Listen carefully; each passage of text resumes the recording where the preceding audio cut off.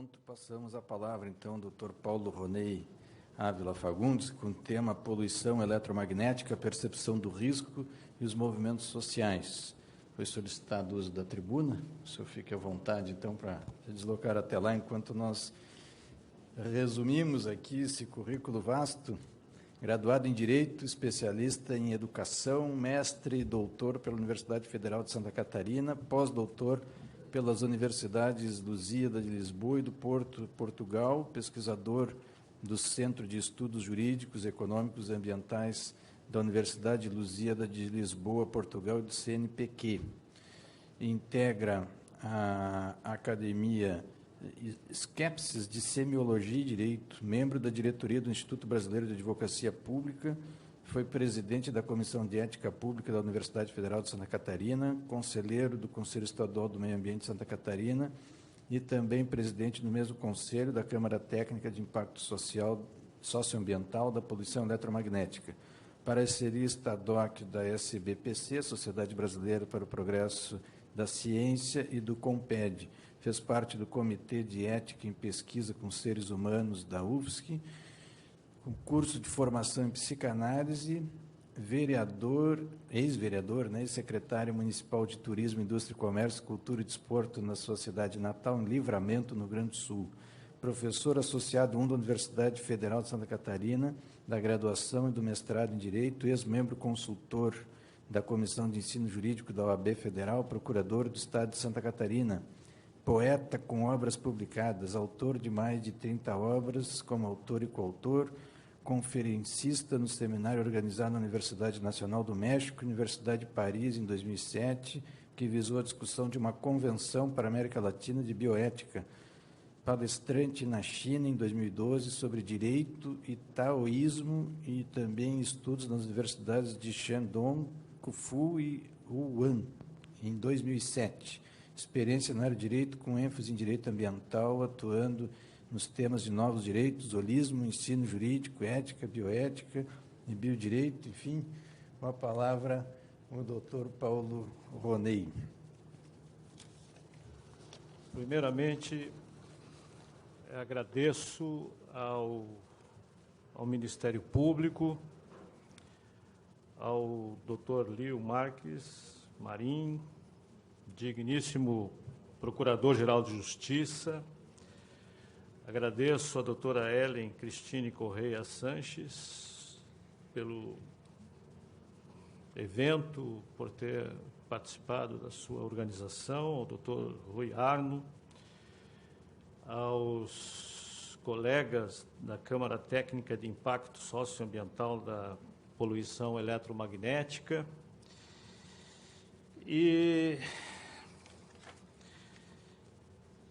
eu acredito que esse evento é muito importante.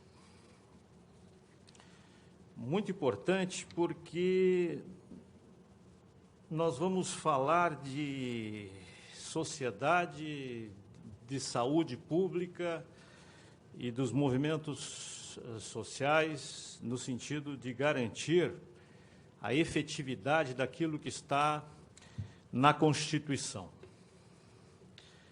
Eu não gosto de ler muitos dispositivos constitucionais, mas me parece que até aqui se falou de normas inconstitucionais.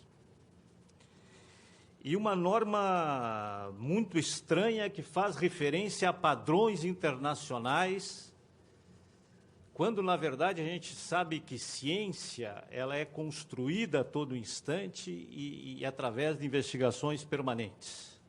Eu acho muito estranha uma ciência dessas, até parece que é uma ciência comprometida com o poder político e com o poder econômico. Então, eu fico preocupado, porque eu lembro do Bertolt Brecht, que dizia, se o povo soubesse como são feitas as linguiças e as leis, não comeria linguiças, nem obedeceria às leis. O artigo 196 da Constituição, ele é claro, eu não gosto de fazer a leitura de artigos, mas tudo isso que se falou, o artigo 196 da Constituição é claro, diz assim: a saúde é direito de todos e dever do Estado, garantido mediante políticas sociais e econômicas que visem a redução do risco de doença e de outros agravos e ao acesso universal e igualitário de ações e serviços para a sua promoção, proteção e recuperação.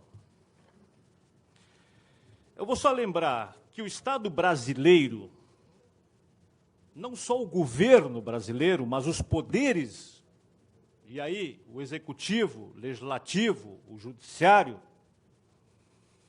o Ministério Público, enfim, as instituições brasileiras, com a Constituição de 1998, o Estado brasileiro assumiu o compromisso de defender a saúde da população e não expor a população ao risco. Quando eu falo do artigo 196, de reduzir doenças e outros agravos, de afastar a população do risco, é porque há evidências científicas de que a radiação não ionizante produz efeitos na saúde da população. E eu não estou me referindo a estudos, inclusive do Ministério da Saúde. Na audiência pública promovida pelo Supremo Tribunal Federal, quando da discussão da ação movida pela Associação de Moradores Sítio Boaçava e Alto de Pinheiros contra a Eletropaulo, o falecido, o saudoso pesquisador Sérgio Koifman falou de um estudo feito por ele durante 10 anos em lares de crianças. Aí você, mas são crianças pobres. Certamente é pela pobreza que elas morreram, que ficaram expostas a campos de baixa energia e que tiveram um índice de leucemia 5 vezes maior do que a população em geral. Não sou eu que estou dizendo, é um pesquisador da Fiocruz e um estudo que foi levado a cabo, isso é muito interessante, isso que eu acho estranho, com o apoio, inclusive, do Ministério da Saúde. Parece que o governo não dialoga. Uma coisa está prevista na Constituição e outra são as políticas públicas. E as concessionárias do serviço público prestam um serviço público. Consequentemente, há um compromisso de assumir um compromisso com a população, porque é um risco de fato. Ah, mas são evidências. A ciência trabalha com evidências. Eu me lembro, eu fui professor de metodologia científica no início da década de 80, eu falava da Lakatos, que fazia uma relação do trinômio verdade, evidência, certeza. Havendo evidência, eu posso afirmar com certeza de que se trata de uma verdade. Isso é uma bobagem. Pode ser tarde demais. Pode ser que nós tenhamos montanhas de cadáveres até chegarmos à conclusão de que a radiação não ionizante pode trazer prejuízos à população. A ciência trabalha com evidências. E mais, se a gente faz uma leitura de um livro do Heisenberg, chamado Física e Filosofia, quando ele faz referência à mecânica quântica, ele vai dizer que a ciência se aproxima muito mais da filosofia hoje do que se imagina. E eu estava na China, foi até bom falar em português, porque fiz 6 palestras em outubro em inglês. Eu digo, pá, que bom a gente falar português e falar inglês para os chineses é pior ainda. Porque a gente não sabe, o inglês é macarrônico e o deles também é. Então, as respostas muitas vezes vêm por e-mail, né? Mas os chineses têm isso de uma maneira muito clara. A nossa medicina, por exemplo, é uma medicina mecanicista, que trabalha o corpo como uma máquina cujas peças podem ser substituídas. Isso era assim. Hoje a medicina é psicossomática, hoje a medicina tem uma visão sistêmica. As doenças são vistas do ponto de vista biopsicossocial. Ou seja, o organismo é uma espécie de fusível. É a energia que os chineses chamam de Qi ou Xi. A acupuntura, por exemplo, que há bem pouco tempo era considerada bruxaria. Engraçado, a acupuntura era considerada bruxaria há bem pouco tempo. Hoje virou especialidade médica. E os médicos dizem que é panaceia para todos os males. A acupuntura, por exemplo, ela vê a saúde como o organismo como um sistema, em que há um fluxo de energia. A doutora Geila vai falar, e a doutora Geila, de alguma forma, traz uma contribuição importante no que tange a ação dos campos eletromagnéticos a nível celular, ou a nível intracelular, principalmente na parte que tem água e gordura, e a suscetibilidade das crianças e das mulheres, né, que os chineses chamam de, que tem uma estrutura mais yin, né, os adultos, os homens têm uma estrutura mais yang, e, consequentemente, elas estão sujeitas a uma ação maior desses campos eletromagnéticos. Os chineses têm vários estudos a respeito disso. Eu não sei quando é que nós vamos chegar lá, porque, na verdade, proteger a saúde ou o direito à saúde é uma obrigação de todos, inclusive do setor elétrico, enfim, de todos os setores da sociedade. Saúde é direito. E o risco deve ser minimizado. As redes deve-se estudar uma tecnologia, as redes, isso na audiência pública até ficou clara, no Supremo, as redes devem ser afastadas. Mas não reduz o campo, o enterramento das redes? Alguns engenheiros disseram que sim. Agora, o problema todo é o seguinte: se não se fizer nada, vai ter 1 ou 2 mortes a mais. Isso que foi dito, inclusive, na audiência pública. Inclusive de pessoas pobres. É aquele chamado racismo ambiental. Porque as redes de alta tensão aéreas passam pela cabeça dos mais pobres. Eu já falei isso diversas vezes. Na beira-mar, por exemplo, a gente tem rede enterrada e subestação blindada. Ou seja, é o racismo ambiental, como se, com relação aos mais pobres, tudo pudesse ser feito, como se os mais pobres não fossem também consumidores. Com relação à Suíça, na verdade, o tratamento é completamente diferente. Ou seja, eles retiram as pessoas se há alguma possibilidade de risco. Não é questão de se submeter a 1 microtesla, é que é completamente diferente do tratamento que se dispensa para o nosso consumidor. É uma outra cultura, enfim.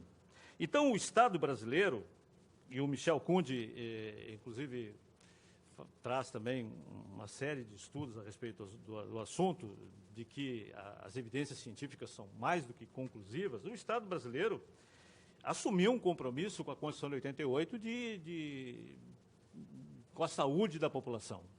Portanto, e há uma grande produção científica no sentido de haver evidências da produção de câncer e etc. Às vezes, não, nós vamos chegar à conclusão de que os campos eletromagnéticos produzem o câncer. Isso é uma bobagem tão grande, porque o câncer é multifatorial.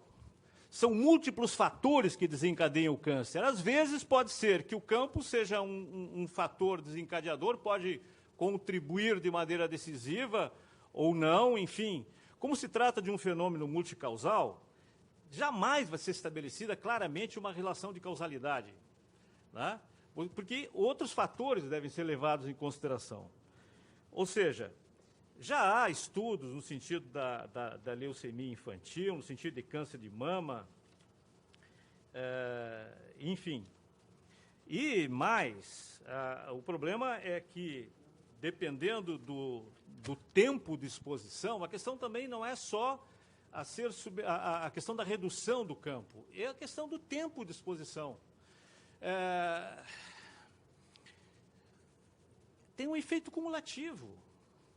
Então, a questão não é a quantidade, é a questão do tempo de exposição e quem é que está exposto a isso. Então, cada situação tem que ser analisada, né? Enfim, os estudos que já foram apontados, inclusive, aqui pela doutora Anaísa, levam não à adoção do princípio da precaução que o desembargador José Renato Nalini adotou na decisão contra a Eletropaulo. Eu vou além. O princípio é da prevenção. O princípio não é mais o da precaução. Há evidências científicas e há estudos científicos que apresentam fortes indícios de que os campos eletromagnéticos, que a radiação não ionizante, produz efeitos na população. Então, eu não estou falando mais de precaução, eu estou falando de prevenção. E se o Estado brasileiro não fizer, é possível, sim, o questionamento de todos esses dispositivos que aí estão, que são, no meu entender, inconstitucionais. Então, compete ao Estado brasileiro, sei lá, aumentar a altura, enterrar, enfim. O que ele tem que fazer é reduzir o risco, ou eliminar o risco. Enfim, promover estudos, né, no sentido de tomar as medidas cabíveis. Quando a gente vê comunidades como Sítio Boaçava e Alto de Pinheiros, não são comunidades pobres. Ali são bairros de São Paulo que foram construídos dentro daqueles padrões, dentro da legalidade e tal. E, no entanto, as redes estão lá. Então, não se trata também isso não se faz só nas regiões mais pobres da cidade. Vão colocando... eu sou morador da Pedra Branca e tive o dissabor de ter uma antena de alta tensão, logo que eu cheguei no meu pós-doutorado, colocado na porta da minha casa. Então, eu na verdade, não sou invasor, eu não invadi nenhum terreno, não se trata, então, só de invasões. Basicamente, toda a população ela é atingida. Bem, então,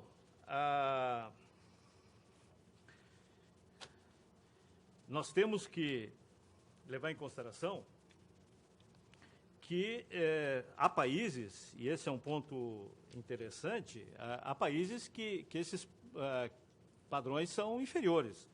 Né? É o caso, por exemplo, dos Estados Unidos e da Holanda, que é 0,4 microtesla, é o caso da Suíça, que já foi citado aqui, de 1 microtesla, é o caso da Austrália, de 2,5 microtesla.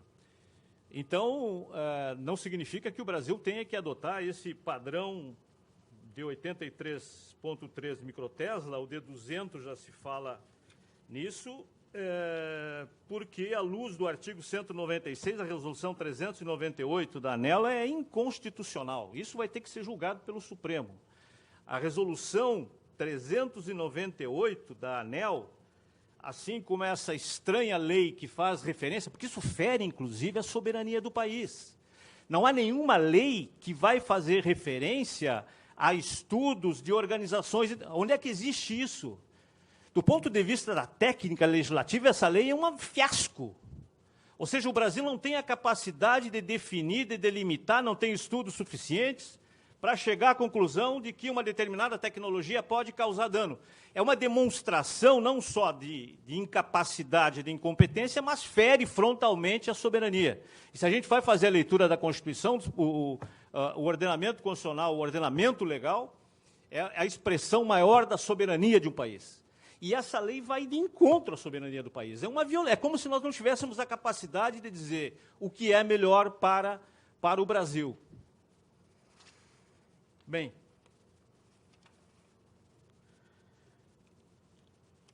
assim, quando a gente fala da questão da saúde, a gente não está falando só da questão das redes e das subestações, da localização dessas redes, das subestações, das estações radiobase, de telefonia celular e assim por diante. Também o risco que há de acidentes, de abalroamentos e assim por diante. As nossas cidades estão virando um verdadeiro caos.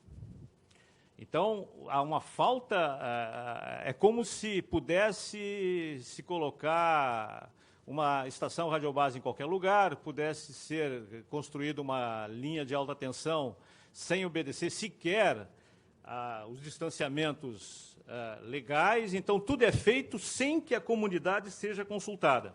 E depois se fala em democracia. Tá? Isso não é democracia. Quer dizer, a gente vive nesse aspecto uma verdadeira ditadura em que, na verdade, não se questões que são cruciais para a sociedade, questões que são cruciais para a comunidade, não são discutidas.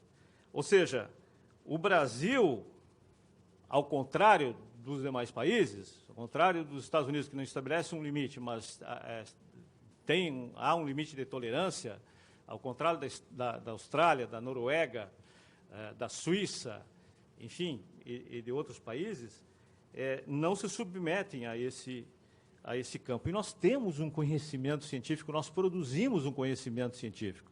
Ou esse conhecimento científico que nós produzimos para ir de encontro àquilo que o ICNIRP estabelece, ou a OMS estabelece, não está de acordo com os interesses do poder econômico, ou não está de acordo com os interesses do poder político. Que ciência vagabunda é essa que não tem compromisso nenhum com a sociedade? Esse é o grande problema da ciência. O Chalmers, num livro chamado O que é Ciência Final, vai dizer o seguinte: a ciência se tornou a religião do século XX, mas uma religião comprometida muito mais com os interesses econômicos e com os interesses políticos. Né? Então, a ciência é algo que deve ser feito a todo instante. Né? E paradigma é o conjunto de crenças, de ideias e de valores que existem em determinado momento. O conhecimento científico é um conhecimento a todo instante construído. E a legislação tem que, de alguma forma, refletir isso. O legislador tem que buscar no conhecimento científico a base para construir algo. Caso contrário, nós temos uma legislação muito mais, e quem colocou isso muito bem foi o subprocurador-geral da República, o Dr. Mário Guise, na audiência pública do Supremo Tribunal Federal, e que está com esse processo contra a Eletropaulo, dizendo o seguinte: nós temos aqui o conflito de interesses entre os moradores de um bairro e os interesses econômicos. Porque vai sair muito caro utilizar uma outra tecnologia. Num país que é subtraído a cada instante, a cada dia, em bilhões de dólares, em que tem subalterno, como o da Petrobras, que diz que eu tenho em casa 500 milhões que eu quero devolver, mas assim, devolver de quê? Ainda se fala que o interesse econômico é superior ao interesse da população? Que compromisso é isso assumido na Carta Política de 88? Né? Ou seja, essa tolerância, quando a gente discutiu a Convenção Latino-Americana de Bioética, na Universidade Nacional do México, a gente falou da questão da biossegurança. O que ocorre nos países latino-americanos, e no Brasil em particular, é a insegurança, é a bioinsegurança. Se faz qualquer obra sem consultar a população e sem que os riscos sejam avaliados. O Brasil é considerado, e nesse debate ficou bem claro, um dos países da América Latina em que as obras públicas, em que o uso da tecnologia se faz sem nenhum critério. Sem nenhum critério do ponto de vista tecnológico, quer dizer, sem análise dessa tecnologia, e sem verificar o impacto dessa tecnologia na população, na qualidade de vida da população. Ou seja, dizer como isso foi feito foi dito na audiência pública do Supremo, que dois ou três casos em uma determinada comunidade, já que se trata de crianças pobres, quem sabe essas crianças são subnutridas, isso não significa nada, é dizer que a sociedade como um todo não tem direitos assegurados. E mais, quando a gente vai analisar riscos, a gente vai analisar riscos imediatos, mas também riscos imediatos e riscos futuros. Essa resolução da ANEEL, ela é inconstitucional sob todos os aspectos. Porque, primeiro, a questão não é só estabelecer uma medida. Eu tenho que verificar que população está submetida, as pessoas estão submetidas, muitas vezes, permanentemente a um determinado campo, né? E não é assim que se faz ciência, e não é assim que são adotadas medidas políticas no sentido de reduzir ou eliminar os riscos. A pergunta que se pode fazer é qual o efeito e qual o custo para a saúde pública. O que significa isso em termos de saúde pública? o que se falava, não, mas isso aí não tem grande consequência. Então, os casos foram trazidos, inclusive, pela doutora Anaísa. Se é um avanço das doenças degenerativas, eu não posso estabelecer só uma relação com as tecnologias, mas eu tenho que ter a capacidade de refletir a respeito disso. São dados importantes, há algo aí que não está certo. Quer dizer, algo deve ser feito na sociedade para que essas doenças degenerativas, que não são doenças infecto-contagiosas, elas sejam reduzidas. Mas tem que haver adoção de medidas concretas nesse sentido. Nós temos que ter a capacidade, e o pesquisador tem que fazer, tem que ter a capacidade de questionar isso. Ou seja, nós temos que verificar,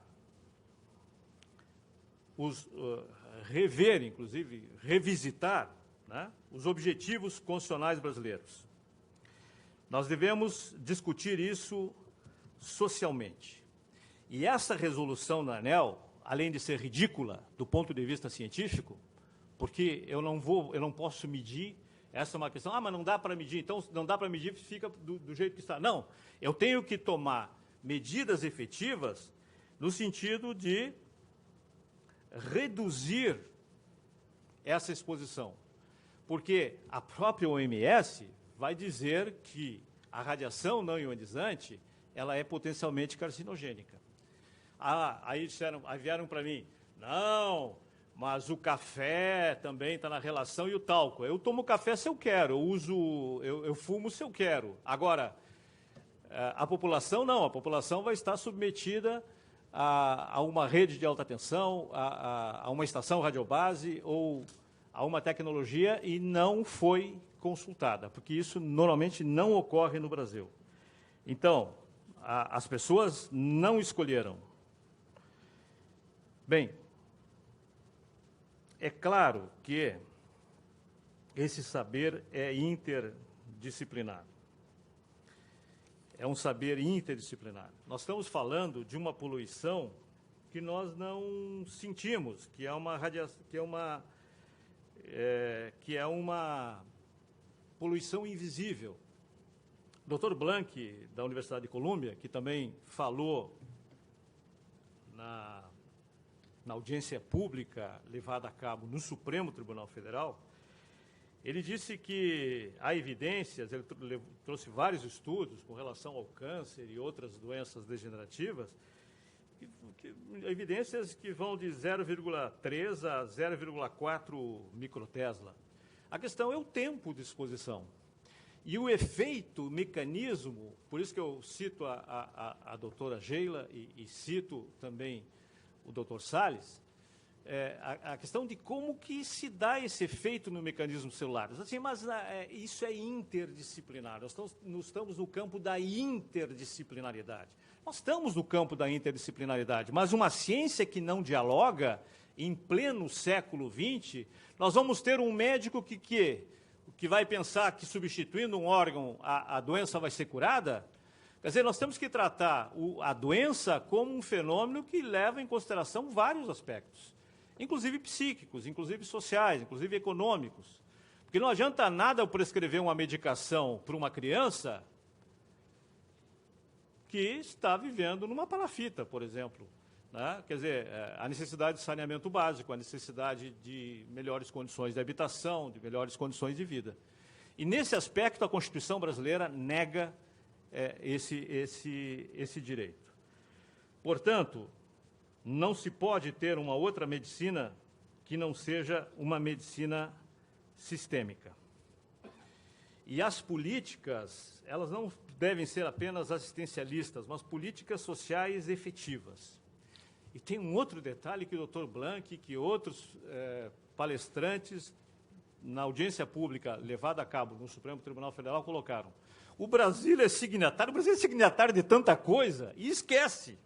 O Brasil foi signatário do princípio da precaução do Rio e esqueceu. Ele esqueceu de tudo, até na campanha eleitoral, nunca ouvi a palavra sustentabilidade. O Lula chegou a falar uma vez de sustentado, porque a economia tinha que ser... Mas sustentabilidade, que é um debate que está havendo no país inteiro. Ainda bem que não estava no Brasil quando da eleição, mas se falava... Não, me parece que foi um tema houve um xingamento pessoal, mas sustentabilidade não foi uma palavra utilizada em nenhum momento. Tá? Ou seja, não há nenhum tipo de compromisso. O Brasil é signatário de um manifesto em favor do meio ambiente, da qualidade de vida, e não leva a sério isso. Quer dizer, não se leva nada a sério também aqui nesse país. Né? Ou seja, os países da Europa levaram a sério. O princípio da precaução é adotado. E uma vez chegaram a me perguntar, eu sou pesquisador da FCT, chegaram para mim, mas o Brasil não adota esse princípio da precaução, ele é signatário do princípio da precaução. Não, o Brasil esquece o que assinou. O Brasil não toma nenhum tipo de compromisso. O que falta? É seriedade aqui, ou falta de compromisso político e também um compromisso com a própria Constituição. Né? Porque o próprio direito do consumidor, se a gente vai lá no artigo 5º, diz assim, promoverá a defesa do consumidor, tem um código do consumidor, o consumidor tem direito a um serviço de qualidade. É esse o serviço que nos oferecem? Né? Então, a cidadania me parece que é um aspecto mais importante e que deve ser destacado numa sociedade que se diz democrática, ou num Estado democrático de direito. Agora, o que a gente vê nesse Estado democrático de direito é que a Constituição é totalmente vilipendiada, é totalmente desrespeitada. Eu não gosto de fazer referência à Constituição, nem de lê-la. Eu digo isso para os meus alunos, que vocês devem ler a Constituição em casa. Mas o artigo 125 da Constituição Federal, eu gosto de fazer a leitura porque essa resolução e essa lei, me parece que vão de encontro ao que diz o artigo 225 da Constituição Federal. Eu não gosto de ler artigo, porque da parte do pressuposto que todo mundo saiba. A Constituição é para ser cumprida, ou é uma bela página literária. O 225 diz assim, todos têm direito ao meio ambiente ecologicamente equilibrado, bem como ao uso comum do povo, ao bem do uso comum do povo e a qualidade de vida, a sadia qualidade de vida. Qualidade de vida, né? Impondo-se ao poder público e à coletividade o dever de defendê-la e preservá-la. Eu vou ler o 225 de novo, para quem não leu, lê em casa. Todos têm direito ao meio ambiente ecologicamente equilibrado, de uso comum do povo, a essencial, a sadia qualidade de vida, impondo-se ao poder público e à coletividade o dever de defendê-lo e preservá-lo. O poder público tem o dever e a comunidade também tem que se mobilizar no sentido de defender esse bem maior que é a qualidade de vida. A declaração de 1992 do Rio de Janeiro vai nessa direção. Né? E o parágrafo 4º do artigo 225 diz exigir na forma da lei para a instalação de obra ou atividade potencialmente causadora de significativa degradação do meio ambiente, estudo prévio de impacto ambiental a que se dará publicidade. Mas isso não passa de uma letra morta. Ou a sociedade se mobiliza no sentido de fazer valer o que está previsto na Constituição, ou o Supremo Tribunal Federal declara a inconstitucionalidade dessa lei, que eu me recuso a citar o número, e essa resolução da ANEEL, ou a gente está fazendo, ou a gente não vive num Estado democrático de direito. Porque essas leis são absurdas. Uma lei que está vinculada a um organismo internacional ou que delibera um organismo internacional é uma bobagem do ponto de vista jurídico que eu, com 40 anos de militância no direito, eu nunca vi uma besteira dessas. Isso é reproduzido como se fosse uma verdade, não, porque cientificamente não sei o quê. Não me venham falar de ciência. Eu sei quem faz a ciência, com que interesse que a ciência é feita. Agora, se a sociedade não se mobiliza, e o Tribunal de Justiça de Santa Catarina está avançando nessa área, o Tribunal de Justiça de São Paulo, o desembargador Naline vai ter oportunidade de falar aqui amanhã a respeito da sua decisão, da decisão de respeitar a população e de estabelecer um princípio da precaução, levando em consideração todos os estudos científicos existentes e que levam a evidências sérias no sentido de que determinadas moléstias podem ser causadas com o uso de uma determinada tecnologia. É o mínimo que o julgador tem que fazer. O legislador também tem um projeto do deputado Sérgio Novaes em tramitação no Congresso Nacional desde a década de 90, nesse mesmo sentido, e é um compromisso de todos os poderes de Estado. Ou seja, ou a Constituição ela é respeitada, porque, e o desembargador Naline coloca de maneira clara, o certo é que não é só o câncer associado à radiação eletromagnética, mas outras moléstias, e aí ele faz várias citações de estudos, ou a gente leva em consideração essas evidências, ou a gente, pelo menos, aplica o princípio da precaução, que foi o princípio que ele aplicou nessa decisão, ou a gente não vive num país sério. Ou nós não temos nenhuma responsabilidade social. Ou a Constituição é um conjunto de normas sem nenhum sentido, sem nenhum significado. Então, concluindo, o único caminho, me parece, a saída honrosa para o Supremo Tribunal Federal, nessa ação movida pela Associação de Moradores Sítio Boaçava e Alto de Pinheiros, é declarar a inconstitucionalidade desta lei e a inconstitucionalidade dessa resolução.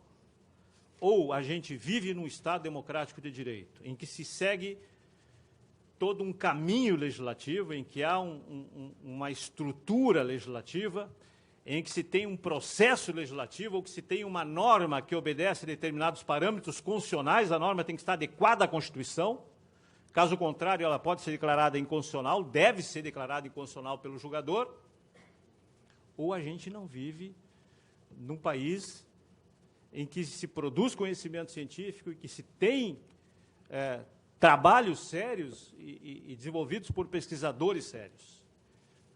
É uma pena que também a gente não vê um compromisso por parte da classe política, não vê um compromisso por parte dos governantes.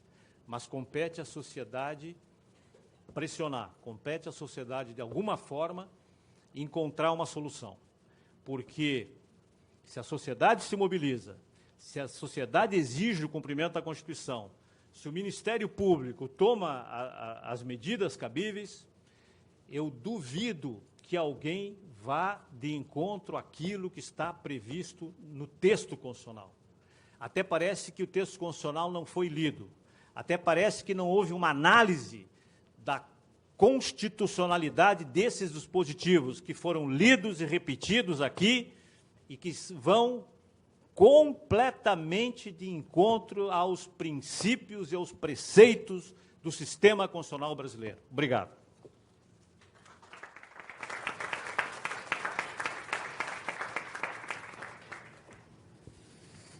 Os agradecimentos ao Dr. Paulo Roney pela também sua contribuição.